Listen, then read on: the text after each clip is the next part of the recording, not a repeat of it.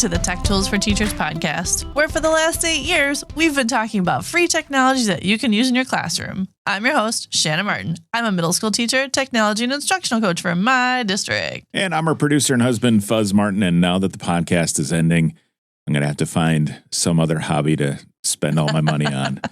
Just kidding. Already have.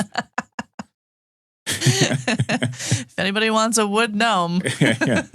I've been woodworking. Nobody saw that coming. Oh, man. See, now I can pun. See, now you can pun. It took a little while to come up with a pun for the opener for this final one. But here we are. Here we are. So we are here, episode 235. We're at the end of our podcast together. We're at the end of a school year. Yeah. So many things are shifting. It's good. Lots of fun things going on. Mm-hmm. But general life is a little chaotic and busy. We have a child going into middle school and very involved, and another one that just graduated from college. And it's so many things. So many things going on.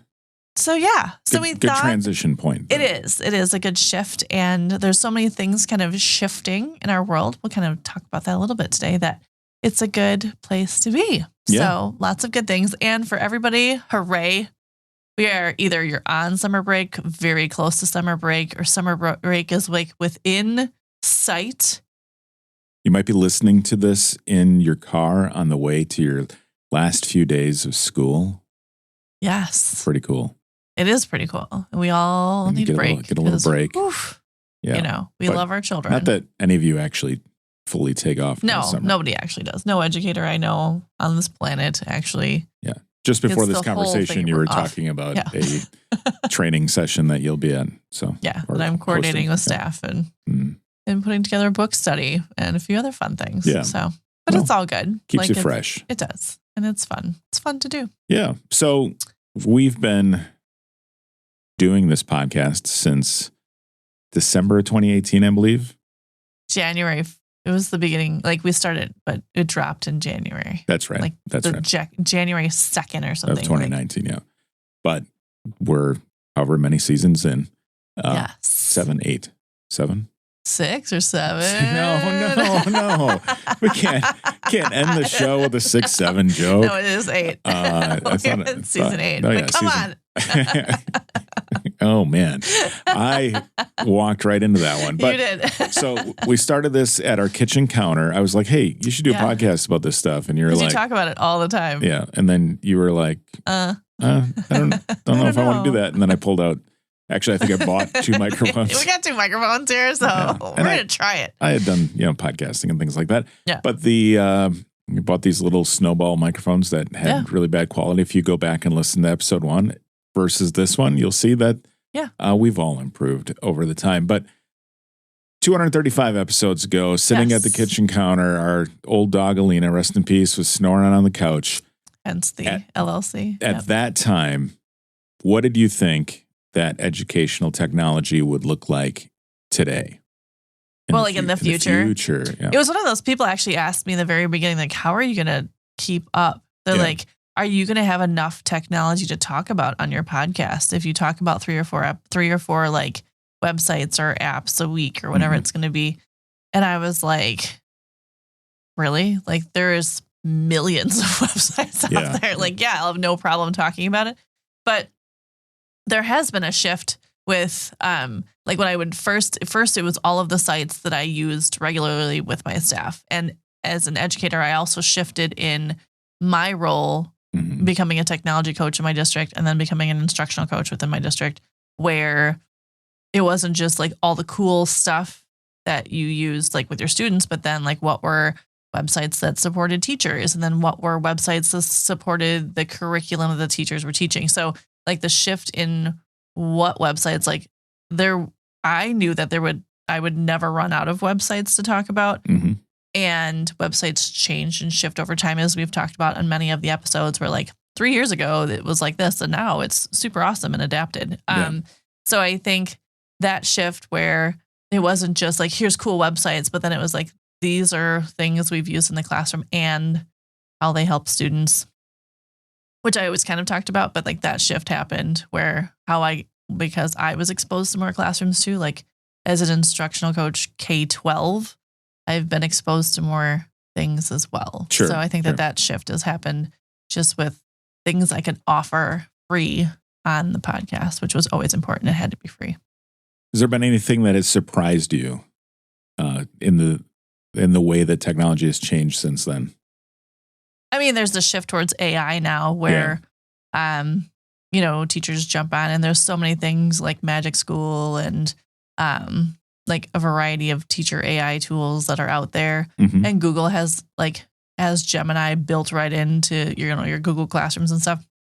I think that shift has changed how teachers use technology. Mm-hmm. But also in there, you have to remember, like, as we coming out of 2020. Oh, yeah. Yeah. Like that shift, everything has shifted several times over. So first it was like just using cool tools. Then it was like video tools, super important. Mm-hmm. Visuals on your computer because we couldn't be face to face, but you could make videos and things like that. Where like you will see on my YouTube channel, we always joke about this. Like when I make videos that are not just my podcast, but like video walkthroughs, those are huge because people are also visual. Mm-hmm. But then the shift out of that, like we are so sick of seeing each other on screen. Yeah. That now we need to like shift to something else. And then AI, because of education changing, mm-hmm. and there being a lot asked of teachers all over the world, not just in the United States, but there's a lot asked of teachers, and trying to like balance classrooms and support students and lesson plan and, change with curriculum and shift. Like the AI supports that have been built in are huge time savers, because for all the things teachers do, like you also have lives outside of the building. And I think that is sometimes forgotten or lost, mm-hmm. that not many other jobs you are spending just as much time outside of work working as you are inside of the classroom. Yeah. So, and it helps even with less resources, fewer resources. It helps you maintain that level of, balance. Teaching balance that people expect, even though the resources have gone lower. Right. So, and just they're expensive and districts don't have the money. So there's ways to make things more efficient, I guess. Yeah. So talking about that, mm-hmm. for many years, as this has evolved, and it had started well before that, mm-hmm. schools were going toward more devices, more technology, obviously. One-to-one. Mm-hmm. The COVID mm-hmm. brought that to the mm-hmm. forefront. Are we starting to see a shift away from that mindset? Yes. I think there's like two things happening in education right now, and this is very much my opinion, but there is the AI. We need like things built in, mm-hmm. supports, time savers, like that needs to happen, because realistically, like there's a lot going on with this job. The other shift is realization of students need to be off of screens. Mm-hmm. So like so many textbooks shifted to like, we're not using print textbooks anymore. They're too expensive. We're going to Chromebooks, and everyone's one-to-one, and we're doing all this. But they're seeing with so much screen time, it is harming our students. Anybody who's read The Anxious Generation or, Grit. Yeah. Any of those books, like understanding that like students' problem solving skills, thinking like you can build in STEM projects. I've always been a firm believer in that. And you can use technology, but also there's a shift where, we need to write things on paper to make sure our brains are working and processing things. We need to make sure that if we are researching on a computer, then we might go back and take that research and check it in a print resource or do a comparison between the two.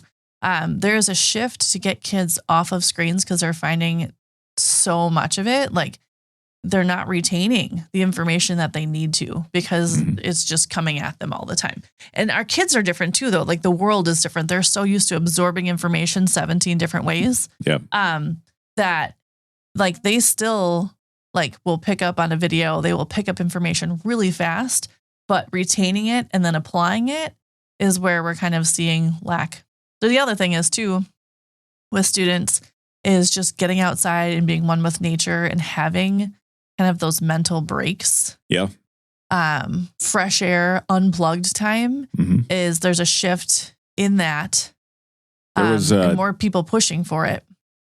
You recently took your students on a field trip. I did. And there was a no device rule. Yeah, we just called it unplugged. Like every year we take our 8th graders to go hike the Kettle Moraine. Anybody that's familiar with Wisconsin and Ice Age Trail, which goes throughout our state. And we take them outside for an entire day. And we hike. We hike 5 miles with our 8th graders. It's broken up and we feed them and we give them snacks and water. But the whole goal is just to be outside, one with nature. And in the past, we've done like digital scavenger hunts where they've been able to like bring their phone and like hunt and find things on the trail and do stuff. And this year we're like, you know what? Nope. Like it is unplugged, completely unplugged. Phones are left at schools. Chaperones have them. We have plenty of chaperones if there's an emergency or something. But we hiked outside. We brought volleyballs and frisbees for after lunch because we have like a picnic lunch. And not one kid complained. Like it was the rule. So then they knew they couldn't, which is part of it. Like if the adults are telling them like, nope, it's school policy. You can't bring them because you can't have them in school anyway. Yeah. And then that was just the expectation. I did have a kid that had a camera and I was like, what is that? It's unplugged. He goes, no, it's not. It was a Polaroid. There you go. And took a couple pictures and teachers took pictures for kids so they have them, but then phones were put away. Like it was just meant to be outside and one with nature. And they had a great time the whole time. And nobody had to worry about something else going on because they were just outside. They were focused. They were. Yeah. And just enjoyed their time. So with that, I do have like a little segue. I do have a tech tool because I could not talk about a tech tool in the last episode. But it's to support that outside time. The site is called 1000hoursoutside.com. So like the number 1000, 10000 hours, HOURSOUTSIDE.com. 1000 Hours Outside. And the whole point of this website is just, it's a global platform that's trying to reclaim childhood, reconnect families, and restore mental health in the age of AI, basically. And so they have it's cool. It's simple. Track your time outside. So your goal is 1,000 hours in a year, which is actually really doable. Like if you think about it, it's not hard. Like you don't have to go hike miles and miles. Like you can literally just sit outside on your front porch, read a book or chalk or watch the rain or lightning or thunderstorms. Just run inside if it's going to be a tornado. Like just spend more time outside. And they have these free trackers. If you scroll down, it says like, how do you get involved? Start below. There's a little app, which I think is kind of ironic, but is to be outside, not necessarily be off your phone. It's a spiral notebook. Right. So it's free trackers and I've already downloaded them. It's super cute. It has these cute there's a bunch of different ones. You can pick the one that you want. 1,000 Hours Outside. You can just like, they're kind of like coloring pages too. So you could, if you're still in school, like send these home with your families. Actually, I have a thought to talk about after that. But 1,000 Hours Outside, you can circle if you've accomplished it each month and you just keep track of your hours. There's like a little backpack and you can color in. They look like little park stickers. So they're all just like a variety of like coloring pages to track your time outside. And you can pick and choose whichever ones you want to show. There's like a cool circular one that you kind of scroll through. And it has tiny little I'll explain this. It looks like a circle, and then each section's like a pie piece. And there's 100 shapes within the pie piece to color. So for each hour, there's like 100. So it makes 1,000. So you color in a little section of the pie. Okay. Each time you go outside, and it decorates the image. Oh, yeah. Okay. So I don't know if I'm describing that to people, but so anyway, it's really cool. It's like a sticker chart, but it's a circle. Correct. And you color in each little section. And it's page 13 out of 54 if you're looking through the different trackers. But there's just all kinds of ways that you could just make it fun, put it on your refrigerator or somewhere, and just keep track of your time outside. And even if you don't hit 1,000 hours, you don't have to hit 1,000 hours, but it's the journey along the way. It's at least encouraging, like getting outside and seeing fresh air and being unplugged for a little bit. Yeah. So along those lines, I will share within my district, we did do the book study of the anxious generation. And we kept brainstorming ways to encourage our families to spend a little more time outside. And so our little committee came up with a plan that I decided to make happen. And we put together a plan for a district-wide outdoor challenge. We are a small school district. We are K-12 in 2 buildings. And so the outdoor challenge is a bingo card, and each little square on the bingo card is something to do. Yep. Play, like catch with a friend, lay outside and count make shapes out of clouds. Mm-hmm. The older kids, there's 2 versions. There's a K-5 version and a 6-10 version. Okay. And then the big kids go help a neighbor with yard work, go hike the nature trail in town, mm-hmm. go walk to the library and get some library books. Yeah. So they're all things that you can do. If they get five of these things, they do 5 things. They initial them, they date them. They get an extra outdoor recess in September. And the big kids also would get extra outside time.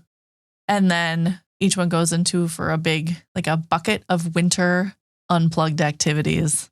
So board games and snacks and stuff. Sure. So it's simple.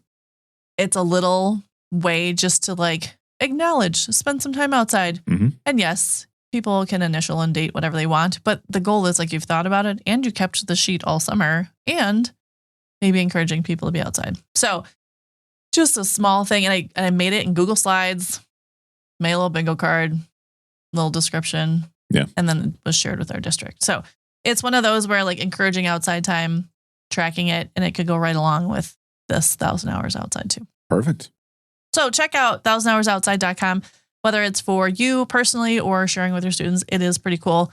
It also has a little podcast and links to additional information. They also have a really cool shop with cutesy clothes about being outdoors and eating dirt. So so check it out. 1000hoursoutside.com. Great. Yeah. So along your way, you're an instructional coach. Yes. Then you meet with a lot of teachers and talk about a lot of different solutions for their particular needs. Yes. But of all of them, what technology have those teachers overall enjoyed the most? The fun ones? Yeah. Or just, or the most useful maybe ones. the most useful, maybe the one that across all those different types of teachers, mm-hmm. they get, that each of them is able to use. Yeah. Well, the shift of things. Okay. So there's a few mm-hmm. that are just fun that people use for fun, which would be the bouncing balls. I've talked about it before. Mm-hmm. It's the classroom management, sound. Yeah, it's the noise meter. I was trying to get the word for it. So bouncing balls, noise meter, that in elementary couldn't be any more. Everyone loves that because the kids love that. And so for those who didn't listen to that episode, that's where it uses the microphone on the computer, right, to determine the level of noise in the classroom, and the louder, the more they jump bounce. all over the screen. Yeah. Yes, it's bouncingballs.org is the website. And the kids love it because they can make it go louder, or you can be if they're bouncing, you can't. It also shifts to numbers. There's different balls that you can choose. There's even eyeballs that can bounce around your screen. So there's a lot of options. That one. Always a hit, especially with elementary teachers. Blob Opera. I've never met somebody who doesn't love Blob Opera, teacher or not. I have people oh my gosh, I just play on Blob Opera when I'm having a stressful day just for my own entertainment. Mm-hmm. And that was put together through Google Arts and Culture, artsandculture.google.com. They have several versions of it now. It has upgraded since I've talked about it, but Blob Opera, it uses some tools. Again, it's a Google experiment where you get to make these blobs sing and it makes everybody else happy, which is always super fun. A lot of the Google tools, the staff I work with in my district, we use a lot of Google tools. The biggest thing would be shifting like Google Slides into a variety of shapes and sizes. So Google Slides, you don't have to keep the same way. You can make them poster sized. They're great for newspapers. There's a lot of the Google things built right in. So like Translate and stuff like that, which is really helpful. So if you're building something, you can also translate and it will translate into languages for your other students, which is helpful. Which is always a big one. Canva.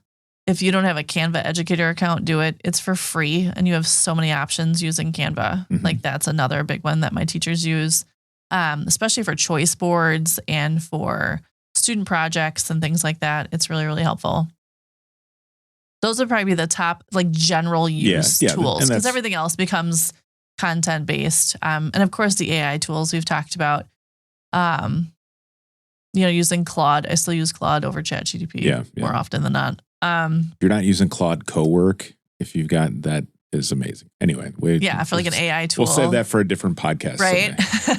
And Trello for organization. Like we use Trello all the time for organization. And I have a lot of teachers that use that personally, not necessarily for their classroom use, but keeping their own lives organized because there's so many moving pieces to everything. Sure. So those would probably be the top ones that I share the most that teachers come back and say, oh my gosh, I've used those and they're so great. Yeah. Perfect. Yeah. So kind of getting close to wrapping up here. Yeah. What are you the most proud of when you look back at Tech Tools for Teachers? I think from when I started, and you encouraged me to do this, because I've always kind of supported teachers in a variety of ways, but being able to share, like make a place for teachers to just find resources that they need, knowing that everything is free or as a free version of it. And just making an easy to use resource or something that's, explaining it to teachers like, hey, I can listen to this episode. I can try it out. I can listen to the episode again to make sure like I've got all the details in it. That's what I do when I coach. So by able to reach teachers like all over the world, which to me is always crazy that I have listeners everywhere. And that I can just help people in some way. I think that is huge. So being able to share free tools with educators where things are expensive and teaching is hard and not necessarily paid very well. So if I can offer you some free resources and support, that's what I'm here for. And that's what I enjoy. Perfect. Yeah. So what's next? Well, clearly we're going to do a podcast about woodworking. Yes. I'm just going to shout projects at you and be like, hey, 3 words, put it together now, build it, go. And it'll be great. And I'll enjoy every minute of it. Yeah. For now. And then you'll change your hobby in 3 months. And then I'm going to have these gnomes everywhere. Sell all my woodworking tools and buy something else that I'm into. So I think for now, we'll pause for the summer. Yep. I am passionate about a lot of things, education and even getting students involved in nonprofits and things like that, that I think we will podcast again. It will just look different. Yeah. Because we do enjoy each other, which is kind of fun, and our time podcasting together.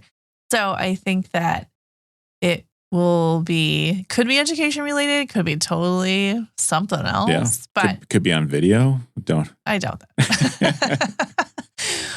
Because when I'm podcasting, I can just show up and chat. But I do think that it is enjoyable, and I've enjoyed all of the pieces of the Tech Tools for Teachers podcast. So we'll see. We'll see what it holds, and maybe I'll do one on book recommendations next. I read this book, so you should too. Yeah. Well, you can find another producer for that. I'm just kidding. I'm just kidding. I'm here to produce whatever you want me to produce, and I'm here to build whatever woodworking project you want me to build. Easy sewing projects 101. Well, it has. We do enjoy each other. We do, and this has been, again, it's been 8 seasons, and I think it was very rewarding, and I'm glad that you jumped in and decided to do it. Yeah. And if anybody wants a Tech Tools for Teachers sticker, let us know. Send Shanna your address and maybe buy her a coffee for the postage. And then we'll get them out to you. But great work and congratulations on Yes. 8 seasons and 235 episodes. Yes. And we appreciate all of our listeners because without you, I'd just be talking on a microphone to myself. She'd just be talking to me, which would happen anyway. But well, thanks for tuning in. This has been the last episode of the Tech Tools for Teachers podcast for now. If you ever have any questions, you can still find me on Blue Sky, Threads, and Facebook and Instagram at SmartandWI. The website with all the resources will still be there. And if you want to get more information on the links to the technology discussed, you will find it at smartandwi.com. So thanks for listening. Go educate and innovate. The ideas and opinions expressed on this podcast and the Smart NWI website are those of the author, Shanna Martin, and not of her employer. Prior to using any of the technologies discussed on this podcast, please consult with your employer regulations. This podcast offers no guarantee that these tools will work for you as described, but we hope they did. Thank you for listening.